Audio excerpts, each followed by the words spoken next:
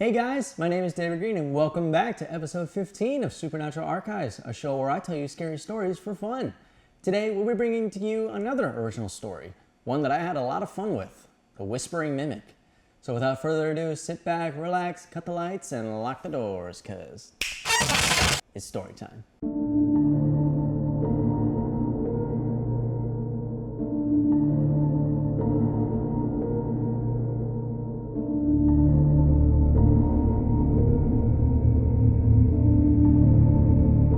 As the sun dipped down below the horizon, casting long shadows across the quiet suburban street, Sarah couldn't shake the feeling that something was wrong.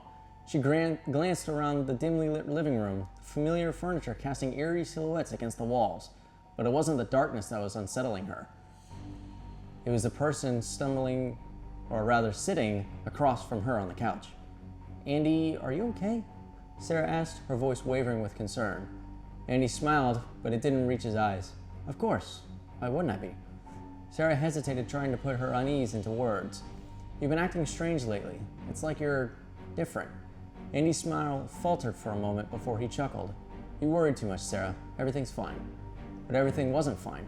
Sarah couldn't ignore the nagging feeling in the pit of her stomach, the sense that the man sitting behind her wasn't her husband. She tried to push the thought away, chalking it up to stress or fatigue.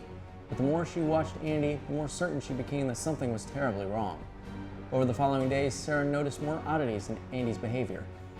He would forget important details about their life together, like their anniversary or the name of their favorite restaurant.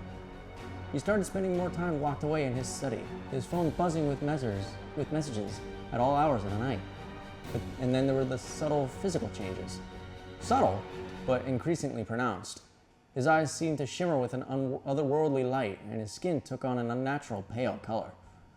Sarah tried to confront Andy about her suspicions, but he brushed her off with vague explanations and hollow reassurances. Desperate for answers, she turned to the only person she could trust, her best friend, Emily.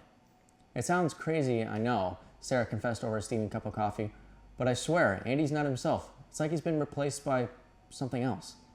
Emily listened intently, her brow furrowed with concern. "Have you talked to him about it?" Sarah shook her head. "He just denies everything. But I can't shake this feeling that I'm living with a stranger." Emily reached out and squeezed Sarah's hand. "We'll figure this out together, whatever it takes." Determined to uncover the truth, Sarah began to research the strange occurrences plaguing her life. She delved into ancient folklore and modern conspiracy theories, searching for any explanation that could account for Andy's bizarre behavior. And then, buried within the deep dark corners of the internet, she found it, a legend as old as time itself. Shapeshifters. Beings capable of assuming any form they desire, blending seamlessly into human society while harboring malevolent intentions.